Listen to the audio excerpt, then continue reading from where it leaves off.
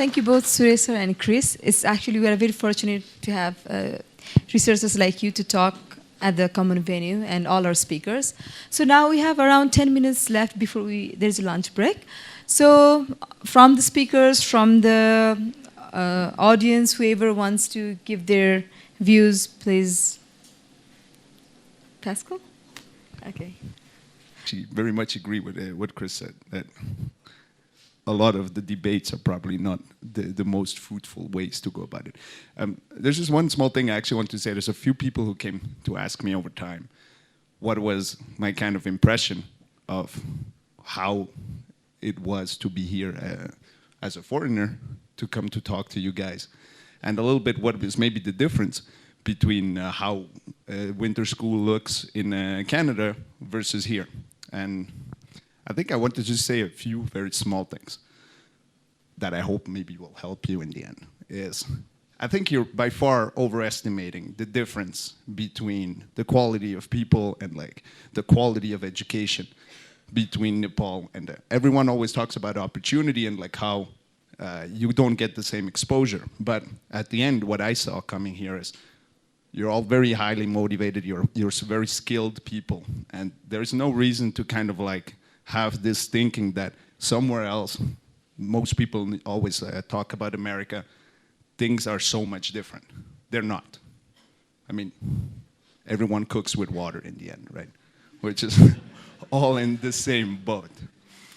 But one of the things that I noticed, which I think is, it's not something that is specific, I think, to Nepal, but it's something that is specific to different cultures of education, I think. I've been talking to that with my brother as well. He's like in Germany, he's now in Italy doing a postdoc. And one of the things that we both kind of agreed made a huge difference in how someone succeeds in a field is by how much you actually own your own understanding of what happens. So I've been seeing a lot of things you give. It's obviously very flattering to have people come and ask you questions as if you're some sort of oracle. But teachers don't know most of the things, like most people don't know most of the things, right? There's specific knowledge in specific fields. And it's good to learn from that, but you shouldn't assume that this is some sort of absolutist kind of truth, right? The only way that you basically progress in anything is if you own your own understanding of what's happening. And I feel there is something that you probably could take away. And from what I've been hearing and talking with other people is, Nepal has quite a hierarchical structure where the teacher says something and this is very, very, very highly valued. It's good to have high respect for people who have knowledge, but you shouldn't have absolute trust in what people say. So basically what I'm saying is all I've been telling you so far is completely not true. No, but jokes aside, really, it's like, it's important to really realize that. It's like you work for your own understanding. You go get different opinions. Don't just think that what was said here is true forever and in exactly this form, right? So I just really want to thank you all for being here. I really appreciate it. It's been a great experience. I've seen a lot of things, and it was very fun interacting with you. I hope you enjoyed it as well. And I wish you good luck for the future. And don't think that just going to the States is going to solve something. In the end, you're going to have some opportunities, but it's not the only way to do something. You can have a lot of things here. There's a lot of great resources everywhere. And just trust yourself a bit. Because when I actually was in school, we didn't have opportunities like that. And I went to university in Switzerland, which is a very affluent country, right? But this is not something that like you just get exposed to naturally, right? It's still a special opportunity. In my whole life, I went once to a summer school. And it's been an amazing experience. I hope you had the same kind of thing. So that's it. Don't think you're like, you cannot achieve certain things. Just go for it and let's see where it goes. Okay? Thank you. Thank you, Pat.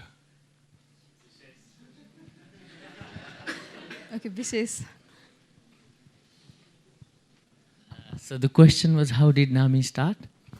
Well, I think it goes back to around 3.5 years, where many of us, well, some of us were thinking about this. We did, I think most of us, all of us in NAAMII are from Nepal, and I think at one point of the time, everyone realized or had experienced the need of improving the higher education and research here in China. And many of us who went abroad, they also, I think, have realized, looked at the global perspective, how we have few countries around the world having really amazing resources, access to resources in terms of human resource, infrastructure, money, everything. And it's like never-ending cycle, right, where the highly developed countries attract the all resources, and the low-income countries around the world do not get this kind of resources. And when we see the potential of informatics, education, innovation to change the society, I think almost all of us realize that this has to happen. I mean, somehow we need to try to see, try to find out ways, how can we make this world a better place? So actually, many of us met face-to-face for the first time here in this school. So we were discussing via Skype, via Google Hangout, and discussing on GitLab, Google Drive, all these tools, Slacks, about how NAAMI should go, how this school should be organized, and all this sorts of stuff. So we were discussing about this, and we knew some people knew some others. Some of us are classmates from high school, from undergraduate. Some others knew each other from other different links, and so we started networking and explaining the ideas of what NAAMI wants to do. And since I think the 12 of us who had very common goals and visions and thought we could contribute in particular ways. It doesn't mean that all of us will contribute in exactly the same way. So we all of us have, and that's also I think one key important thing to realize, that as a team, so individually, I mean, you need to be diverse. I think that usually the diverse team, but with the shared goals and visions, are a stronger team when you have complementary qualities, right? And yeah, so we didn't know each other, basically, to ask a question in the beginning. But now I think we know a lot more than what we knew before about one another.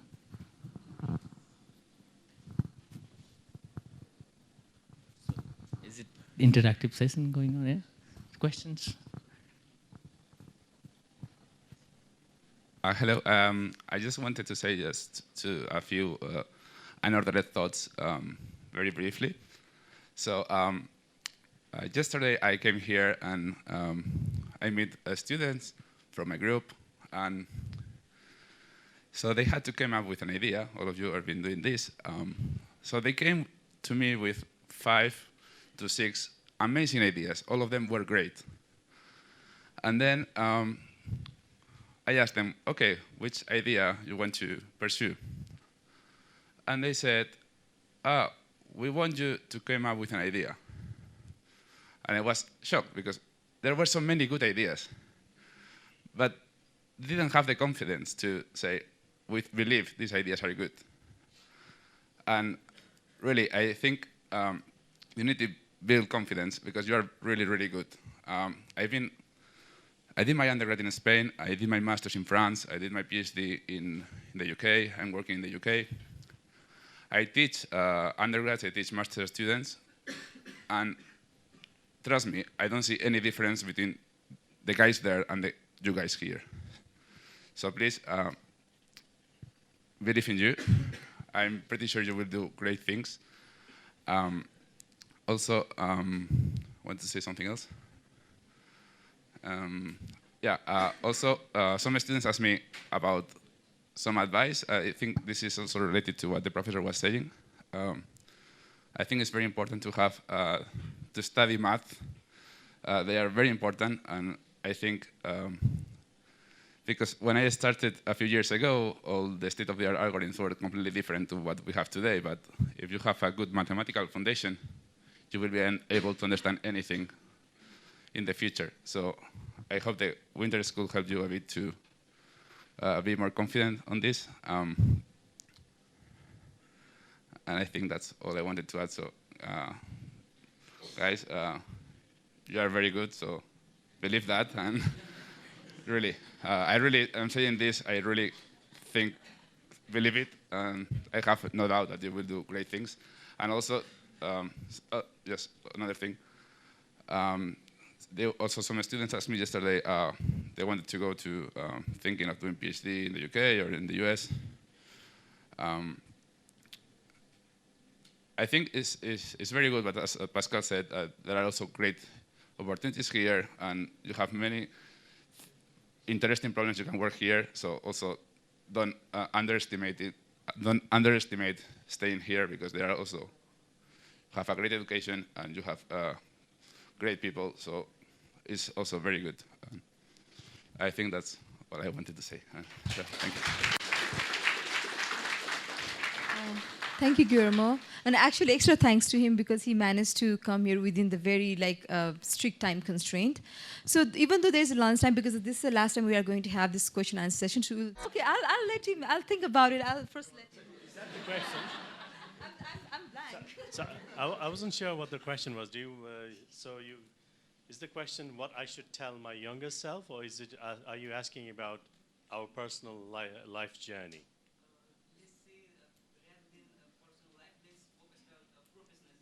So you want some very short history of my personal?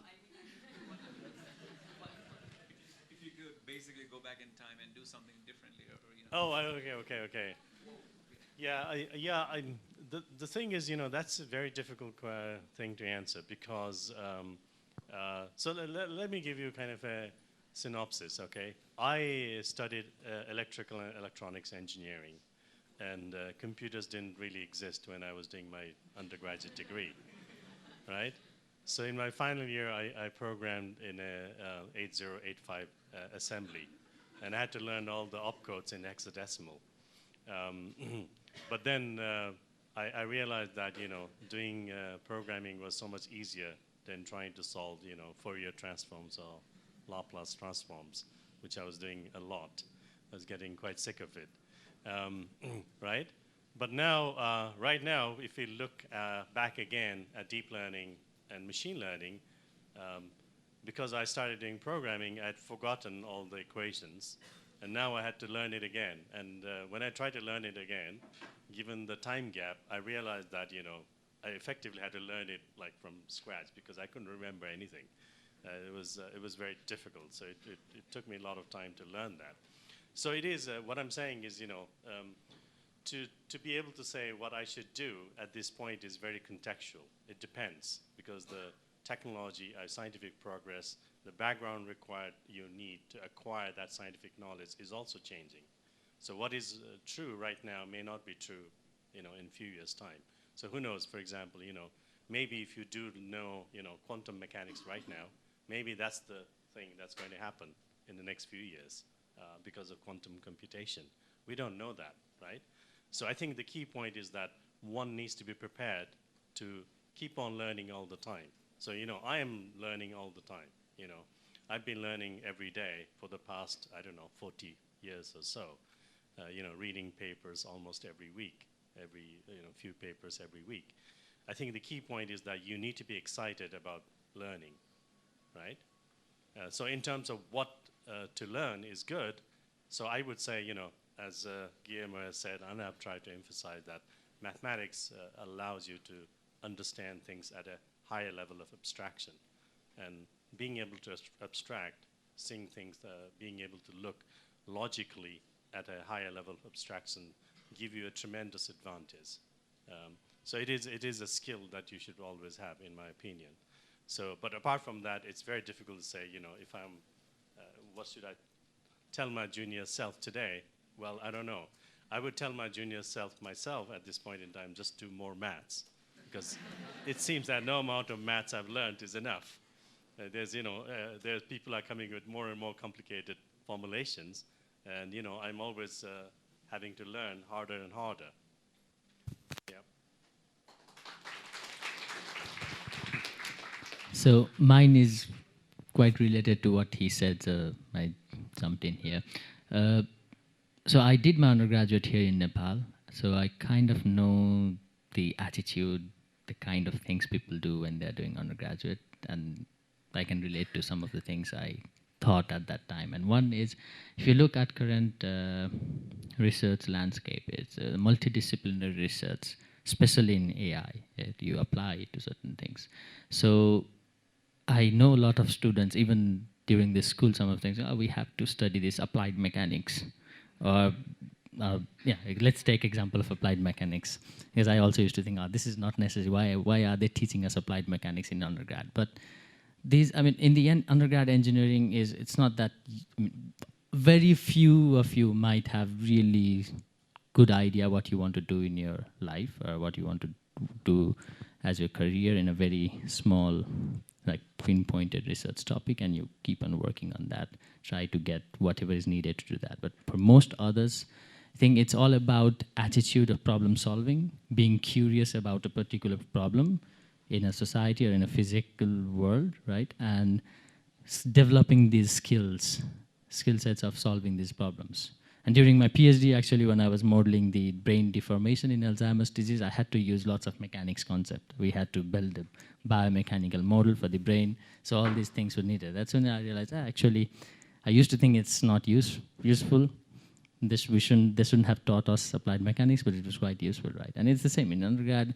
Whatever is being, I mean, I think the people who have designed the courses, of course, we need to improve that and keep it with time. But in general, I think being curious or trying to solve these problems, so developing these problems, different problems you get, like mathematical problems or other kind of problems, is important. And being a bit more open-minded. And confidence, I think that's the other thing. People think that we are not so good. People abroad are really good.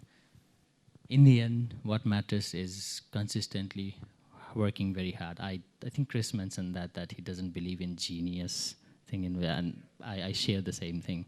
I mean, there might be 1, 2 in the whole world exceptional people we can take examples, but for most others, it's not about, oh, he's talented or he's genius. It's all about hard work, discipline, working, and it's not a short race, it's a long race. So as more you start working, you start accumulating these tools, like mathematical tools, other kind of skill sets, and the more you, and it's cumulative and it's compounding all the time, right? The more you develop these skills, more you can use it to do something else, and you start getting more. So it starts, the graph is not linear when you start getting this all skills.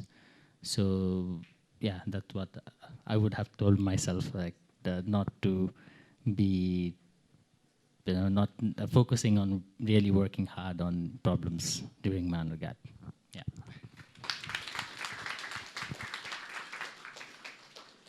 So I have something similar to what Bisis just said. If I had to tell my younger self, I'll probably tell myself to be more confident. I always had this problem of thinking that I'm not good enough. Like I had a lot of ideas and I would just not try them because at the back of my head, I was scared.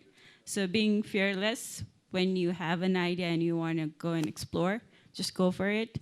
Also realizing that not everyone starts from the same base because there are so many factors that affect the way you learn, what you know, like how educated your family is, your friends. And if you actually want to learn and you want to go somewhere, then you have to start somewhere and you have to work hard. So comparing yourself to your peers or people who have been in the field for 30 or 40 years, I don't think will be as helpful. Of course, you have to take them as motivation and aspiration, but I don't think you should use it as a reason to stay behind or feel bad about yourself. And I think I was always a very worried person. I wanted to do everything right. So I'd probably tell my younger self to relax a bit and, take a chill. Yeah. Samrachana is actually one of the youngest professor in NIU, which is one of the very reputed university in, actually I feel proud about her achievements. I wonder why were you lacking in confidence? So talking about confidence, actually I had the opposite problem. I was overconfident, I was arrogant, and I was totally obnoxious. My teachers hated me, and I think my classmates hated me, and the guys totally hated me. And so I think like I was doing this, internalizing this like this maximization, optimization problem. But my output variable was to outsmart the system, Somehow I didn't have trust to the system. I thought that, oh, the school is bullshit, the teachers have their agenda, society has agenda. So I wanted to outsmart the system. Like, okay, how can I work minimal to get the good enough grades, right? So if I work maybe 10 hours more, 80% more, I get my percentage, that graph, what is it called? The diminishing returns. I had to internalize that, okay, to get to this point, I need to work double hard. So I'll work this much and it is good enough. I'm still good enough student. But that is a very wrong approach, because you are studying not where your grades are, whether somebody thinks you're smart or not, or to show off to your friends, right? It's about your relationship to the world, to the truth, to the problem-solving process, right? It's like you need to enjoy it. So you can, so in Pulcha campus, like I think it is a similar story to a lot of people. You work some days and then you pass and then you forget, right? That's not the way to go, right? Because the important thing is not how much you perform, how much it retains.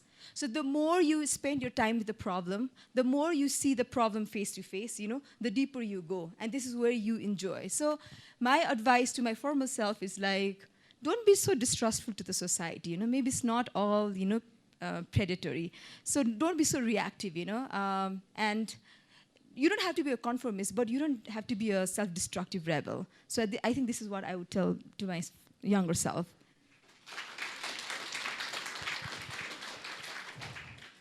So just I would like to add a few things from my experience. So one thing is that nobody is a genius by birth, The one thing is, what I would suggest is continuity.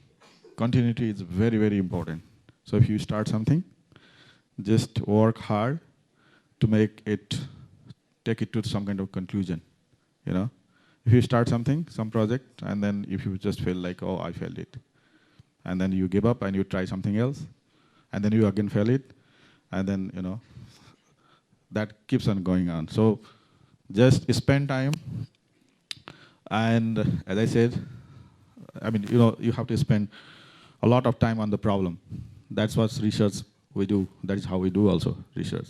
In research, 90% of the time we work on the problems or the ideas which never work. Only 10% of the time your ideas work. So, it's a learning process. So, if in summary, I would say you need to be really diligent, one thing. Another thing is that discipline, in the sense that if you work on something, work by heart, Just don't work because somebody else is doing, right? And then another thing is, again, repeating it, continue. Continue working on it. One day it will definitely pay you off. And another thing is that you need to be really, really confident on what you are working on. Not overconfident, but confident. And another suggestion from you guys, from me to you guys will be, if you don't know anything, or if you don't understand, don't hesitate to say you don't know it. People think, hey, they will say that, oh, I know it, yeah, I understand it. But that will really, really, it will not help you in any respect. So learn to say if you know, if you don't know it. And then I would also encourage you to be a bit proactive. Just don't blame what we have, like the society or the people or the system. No. We won't always get very favorable environment. It's something like struggle to existent or survival of fittest or this kind of thing. It applies everywhere, right? So you guys are, yes, as Guillermo said, you guys are fantastic, I saw some kind of growth on you in this last 10 days, You have been learning, you have been discussing. I think you have also grabbed so many things. I believe you have something to take back home, right? So nurture it. again, continue. What you have learned it, just don't give up. Try to figure it out more. I mean, we just give some, some kind of overview, right? So now you have to delve into it, and you have to dive into it. One day, and then you may also start, liking some problems. Once you start exploring, then you start loving some kind of problem. Oh, I really wanted to do this. Then one day, if you continue doing it, you will be the expert in the world. Nobody will be better than you. Okay? Okay, that's all what I have to say. Thank you. It can't be that inspirational, but I want to share maybe just a few stories that maybe give you an idea, like when I was younger. So, like the first story, I remember when I started my undergrad at Stanford, I had been, like I thought it was a good high school. Like I enjoyed my time in high school. I was pretty good as a math student back then, but I remember the initial shock showing up at the honors introductory math class, because I was determined I wanted to be a math major, I wanted to be a mathematician, I wanted to take this class, which is for the people who wanted to major in math as freshmen. And then, these are the 30 most amazing math students I'd ever met, and I remember being so disappointed in myself, because it was a huge shock. Everyone knew so much more than me. We had this crazy Russian professor, and he would ask these crazy questions, and then everyone would answer, and I'd be like, I have no idea what the question even means. What is this? And then it was really, really rough for me. But I stuck to it. And I remember also kind of a few years ago, I ended up reading the textbook for that class again. For I was curious if I wanted to learn the subject. And the subject that had been totally incomprehensible to me at 17, all of a sudden I read it and it's I wasn't studying this particular subject for however many years in between, but all of a sudden it made sense. I had somehow developed the maturity mathematically, and that just took years, right? So that's kind of the first thing I'd tell myself, right? Is it's going to there will be times where it feels really rough, but I'm so happy that I stuck with that and didn't just kind of drop back to the kind of easier class, because I learned so much more by challenging myself that way, even if it meant I got the worst grades I'd ever gotten in my life up to that point. And then the second story is kind of during my PhD, actually. It was what we were talking about, you want to be, yes, you're all great, and I encourage you to aspire to be kind of the best thinkers that you can become. But I also want to encourage you to think that there's no a ideal, Platonic ideal for this is what a great thinker looks like. And I also want you to encourage, or the story is, I was kind of down, and then or just I didn't know where my research was going, I didn't know where this would lead in the end. And then I checked my advisor's Twitter account, and she has the most amazing Twitter account. I think she retweeted something about the mathematics of fabric and knitting. And then I realized the thing that I really admire about my mentors, and I think about this a lot now, in a researcher, what do I really admire in them? And it's really not the technical complexity of what they're doing or the impressiveness of their result. I admire people by kind of how they are as people, right? I admire people who are generous. I admire people who take an intellectual risk, who are creative. These are the things I actually admire in people. Why would I hold myself to a different standard, right? I should aspire to those qualities, right? So I think yes, like you will develop as a researcher, or you will develop as a AI specialist just by practice. But keep the bigger picture in mind, right? People like like there's no point being a genius if you're a jerk, right? I think at the end of the day, that's what I'm trying to say, right? So yeah, remember to value these kind of more human qualities too. So I obviously very fast when everyone seemed to say like work harder, and my first impulse was to tell you that as well. But then I started thinking a little bit, why would I tell that to myself?